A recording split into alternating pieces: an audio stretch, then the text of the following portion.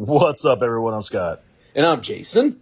and you are listening to Liquid Carnage. My friend, how are you? Oh, I'm good. I'm good. How are you, man?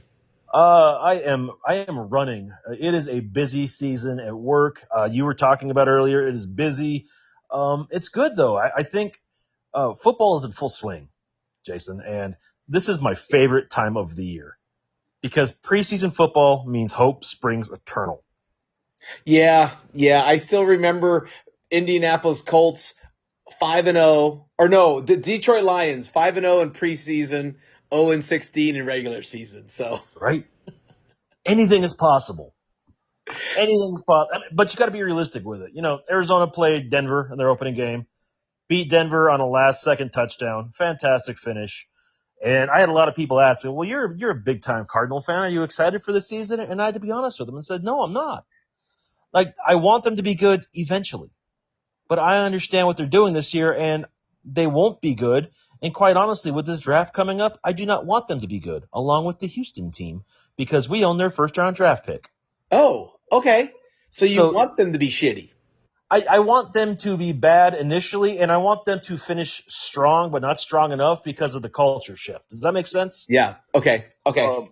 You watch last season's team versus just one preseason game, and you can see the discipline, you can see the difference, and discipline goes so far in a game like football. And I have hopes that we're establishing a culture that will be built on discipline and size and speed and just ruthless aggression. And if that happens, we're going to be a dangerous team for a very long time. If it doesn't, we're going to rinse and repeat this in 2 years and start over. Start over. Wow. Okay. All right. Yeah. Well, yeah, my team doesn't look that great, so I'm thinking that we should be scraping the barrel of the division this year. I think the Arizona Cardinals will officially not be the worst team in the division. I think the Rams will be the worst team in the division. I think at a certain point, if you guys get enough people hurt, you will sandbag the rest of the way to get a top draft pick. Do we have one? I don't think we have one You until like finally 20. have a first round pick again. What's that? You finally have a first round pick again. Woohoo! All right. Well, then And there is word that it could be used on one of these top quarterbacks, depending on where they land and how bad the injuries get when you guys have to start tanking. yeah. No, my worst fear is they say, I know Aaron Donald, you're the face of our franchise, but we're going to trade you Yeah. to free up the that's what he's not going to retire a Ram. I don't believe. I don't believe. I don't believe so either. I think the way free agency is with the NFL these days, it's very hard to. Well, and the reality is that he is going to be like J.J. Watt. He'll make a shit ton of money because Playing he's for just Arizona. yeah, Yeah, he's going to be an yeah. excellent player. Like he'll be an excellent player for the next 5 years, and he'll make a shit ton of money. Yeah, he'll be a culture guy. And I think that's really what a lot of this is players like that define cultures within an organization are worth that kind of money to someone else that needs that culture defined. Right. Yep. And I think that goes a long way with young players. And granted, I think the culture J.J. Watt tried to define with Arizona in his time, as solid as he tried to do, I think our leadership didn't do him any favors and kind of was counterintuitive to what J.J. was trying to do. So as a result, we did have some structure and some culture of stability that J.J. pushed through, but the lack of leadership really watered it down and made it not as effective as it probably could have and should have been. Well, I have a lot of respect for J.J. Watt because he could have easily retired the year earlier, and Yeah. he played out his contract. He played out Yeah. his contract. I'm gonna, stand up for the contract I signed. He could have retired. He could have said, you know what? I got another injury. I'm on a team that's not very good. I'm gonna move on. And he said, nope. I'm a team guy. I'm gonna finish up my contract, and then I'm gonna, hit the road, make real money for the networks. So. Yeah. What a good dude, though. Like he's the guy that, like, he's just fun. If you follow him on social media, he's that guy that not only do you want to have a beer with, he will have a beer with you. He'll talk to you about anything.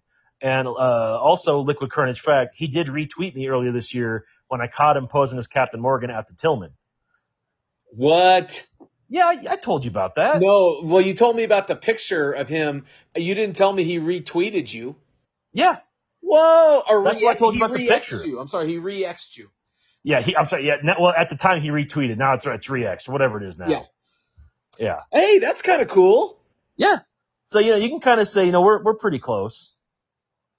It's like, he knows of my online presence, but that's about it. That's pretty badass, dude. I like that. That's about it. I Yeah. like that.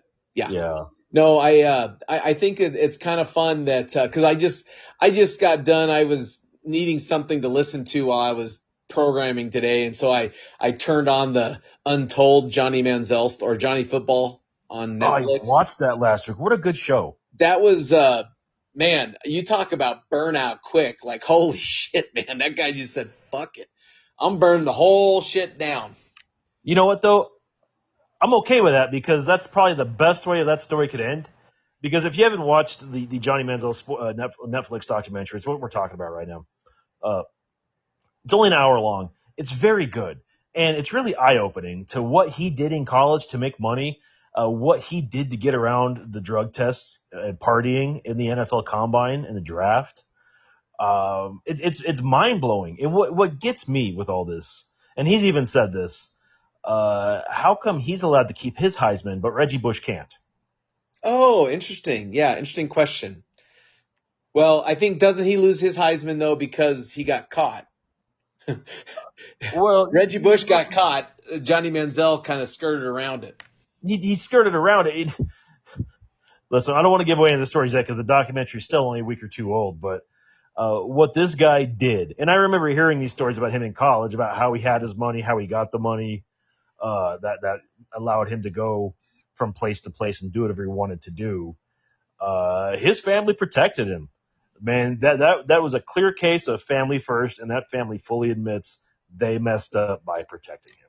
It is mind-boggling to me that the NCAA will make rules that a student does something that's bad and against the bylaws of the NCAA, and the people who are making the rules are the ones that are gouging the students and taking all the money from all the revenue. So they're making their own rules to protect them from someone taking money away from their money machine. Sick. And that's where the Reggie Bush argument comes in. It's like, if he wasn't allowed to take money from anybody, but now the NIL allows people to take money from others, shouldn't he be reinstated? Yeah, maybe. Yeah, I don't know, but it's like that famous quote from Steve Jobs, man. The moment that I realized that the people who are making the rules are no smarter than me was the moment my life changed. And that's the same thing. People make the rules and tisk tisk, what a terrible person you are. You're breaking the rules. Yeah, but you set those rules up to protect yourself and gouge other people. Yeah, that's not right. At a certain point, you're allowed to make your own money and have your own living. Well, and the reality is that the NCAA just didn't like Reggie Bush taking money. Let's be honest. He was going to be taking money anyways. He's going to be making money in the NFL. Give me a break. Like, this is ridiculous that this NCAA just says, oh no, they get an education and they get money for food and books and they get all that. That's their pay. Yeah, except when they get hurt and then they're out, you guys cut them loose. You don't let them finish their education if they, get hurt. No, that's not true. Once they have that scholarship, they have it forever. No, I thought they lost it. They've taken those scholarships away from players. They might have taken some away, but I had a buddy that had a football scholarship. Yeah. And he was telling me that had he been drafted and left early, that option to come back and finish, he was going to Utah State, was there. Like, the tuition stood for a certain period of time. Okay, well, maybe it's a case by case basis. Because I know that Dwayne Johnson, when he got hurt in college, he didn't get to go to the NFL, but I thought he also didn't get to go back to the University of Miami. I didn't know he got his degree at the University of Miami. He might just not have gone back to get it. And that was the 80s versus what it was. So, things were much different back then. Oh, shit, you weren't even born yet, man. You weren't even born yet. I was a wee lad. Actually, it wasn't the 80s. He was the early 90s because he's the same age as I am. So I know that he went to school between 90 and 93. Oh, okay. Well, there you go. There you go. I did not realize that. Yeah, 90 and Or 94. Yeah, he graduated. Well, he would have graduated in 1994. And I get the feeling I don't think he finished. I could be wrong on that. Maybe the executive producer will be able to correct me on that. yeah, I don't think he finished either. But that's neither here nor there That today. is But neither here nor there. it is nice though that someone like The Rock, who is your age, went to school at the same time. The man's worth over $800 million. Yeah, yeah. I was surprised at how rich Jackie Chan is. Yeah, Like he's like $500 million actor. I had this random thing that came across the Instagram. I was like, the world's richest actors. Yes. And the first one really blew my mind. And she has to have some kind of family money, or she just invested wisely. An actress by the name of Jamie Gertz.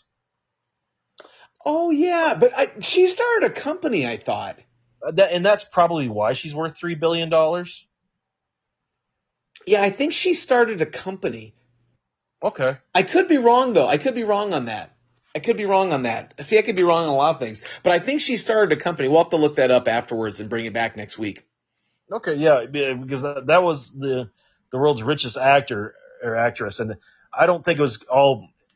It's clearly not all No. acting money, but No. I think they were being very loose with what they interpreted for. Right. Yeah. I don't know money. what they consider. Like Jerry Seinfeld, I know he's one of the richest actors just because of the royalties and stuff that he gets from Seinfeld. That come in every month. Yeah, he gets crazy money. You think those? Yeah, how much do you think those royalties are now for him? They said that the actors on Friends get $20 million a year now. Now, $20 million a year in the fees and stuff that they get from like Netflix or whoever, syndication. I heard that they get $20 million a year. So I thought, and I could be wrong, not the first time today, but I thought once every time a show airs, you get like a little bit less and less in the royalties of said episode. Well, I'm wondering if it's because now they sign with Disney or they sign with Amazon Prime. They sign these deals now that are so different than just regular television like TBS running a Seinfeld episode. Now, they buy the entire book of the Friends episodes or the Seinfeld episodes. And so you're talking millions of dollars coming in. And I'm sure that some business guy has set up a contract saying, hey, look, this is what Paramount or whoever is going to pay NBC Universal, or whoever owns it is going to pay these actors that much. But. Yeah, but then I'm sure that's what it is. It's just it blows my mind that he's making over $1 billion a year on Seinfeld, or not a year. No, he's not. He's worth over $1 billion. Yeah, he's worth over $1 billion. Yeah. Oh, sorry. See, someone rang our doorbell. Someone delivered something. So what do you do? Well, Hank is attuned. He can hear your dogs through the recording. Yeah. So sorry, guys. Sorry, everyone. That's just love on the range, man. Love on the range. Right. Mine are sacked out, waiting for Janice to come home, and they will go nuts on their own time here in a little bit. Oh. Okay, very good. Yeah, no, it was funny because I was watching the news and, there was a big hoopla at the Iowa State Fair this weekend because, I guess in Iowa they give every Republican candidate the opportunity to come spend time at the Iowa State Fair. And I was more interested in all the different kinds of weird food that they make at the Iowa State Fair, like pork on a stick and fried butter and all that food. It's like, oh God, why state fairs like throw that shit out there for people to eat and they go, oh man, it's so great. It's so wonderful. I've heard that Texas and Minnesota have the best state fairs for food, like wild food.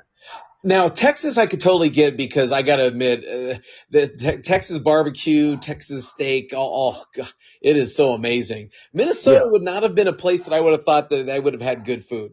But I think you have to. In a place like Minnesota, when you go, you could hear the Minnesota accent come through when I say it. Not that I've only been once. But they have things like the fried butter. They're very Midwestern. The fried butter. They have a bucket of fresh baked chocolate chip cookies you can buy. Okay. And I'm not talking like a small bucket. I'm talking like a sand pail bucket. Oh my gosh. of fresh baked chocolate chip cookies. And that's just one of many things on top of the fried Oreos and butter, and all the different things on sticks they put. The Arizona State Fair has their own unique stuff. Yeah, I've never been to the Arizona State Fair. You've never been? No, no. My What's it first, like? Because I asked Noreen because it's coming up in the month of September. They're doing the Arizona State Fair, and yeah, I've never been. What's it like? it is. It's entertaining. In Okay, fact, you know okay. what? I'm down there for a conference. If it's still there in late September, I will come down a day early. If you want to take and play a day of hooky, we should go to the State Fair. Oh, you know what? Maybe I'll do that. Maybe I will do that. It depends on when you come down and stuff. But if it can work out, then maybe we'll go. Because I've never been to the state fair. I've never been a big fair person. Yeah. Um, I've been to when I was a kid, I went to the Alaska State Fair. Uh huh. And it was in a small little community. I don't know if it rotated or maybe it was just the regional state fair for a certain region, but it was in Skagway, Alaska.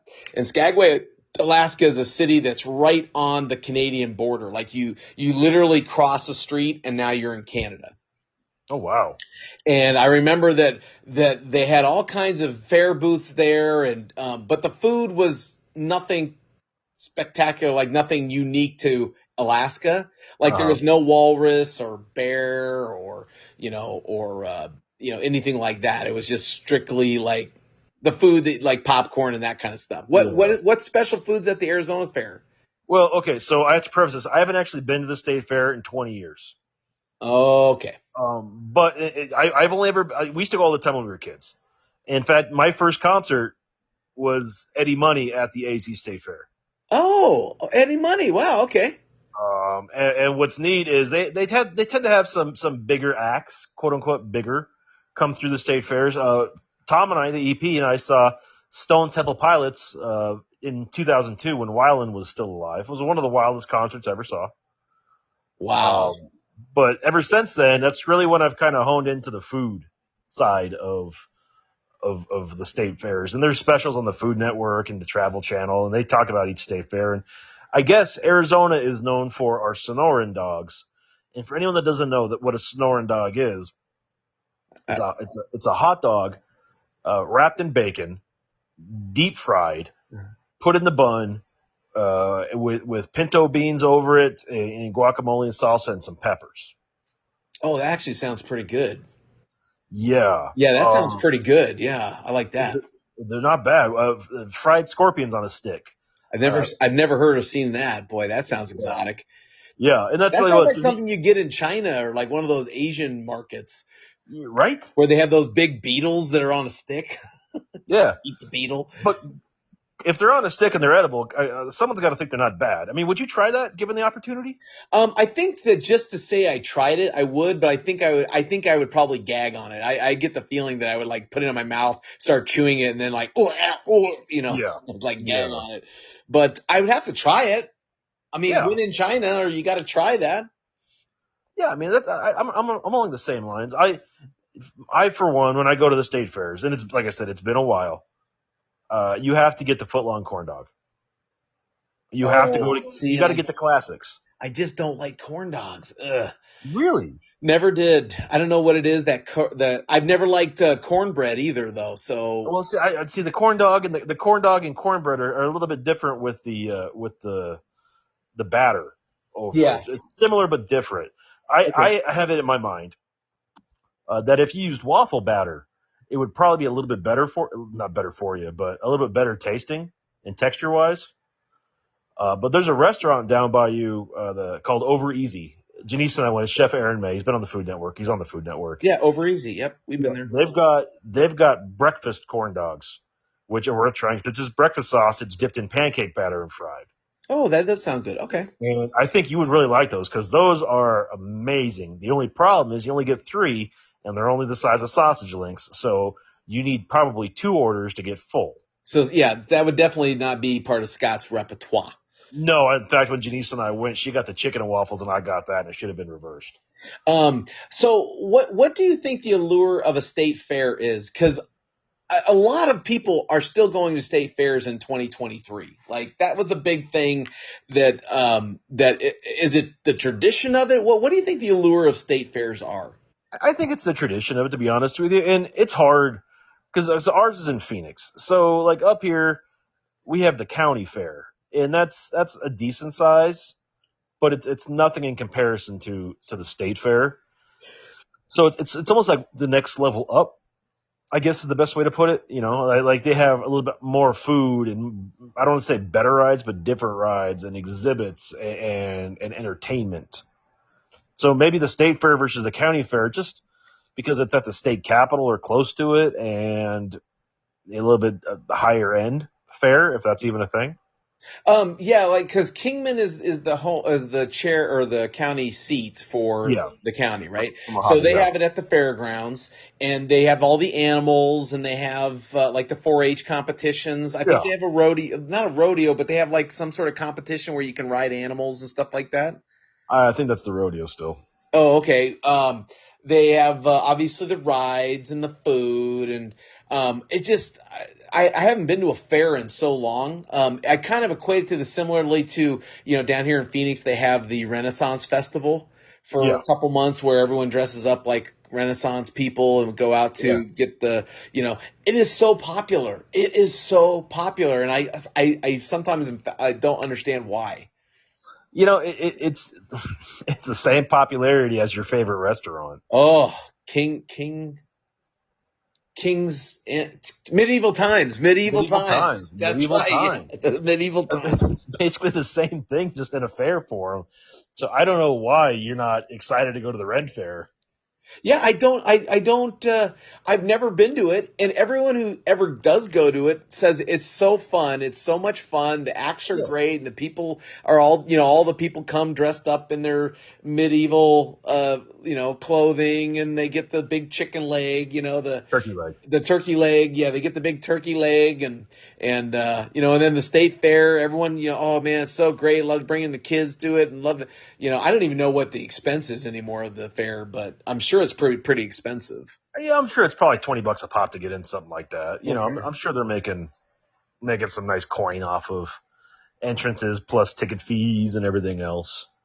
Yeah. Yeah. At the Iowa Fair, though, they actually, I guess at the Iowa State Fair, they actually do a sit down during the political season. They actually do sit down with candidates.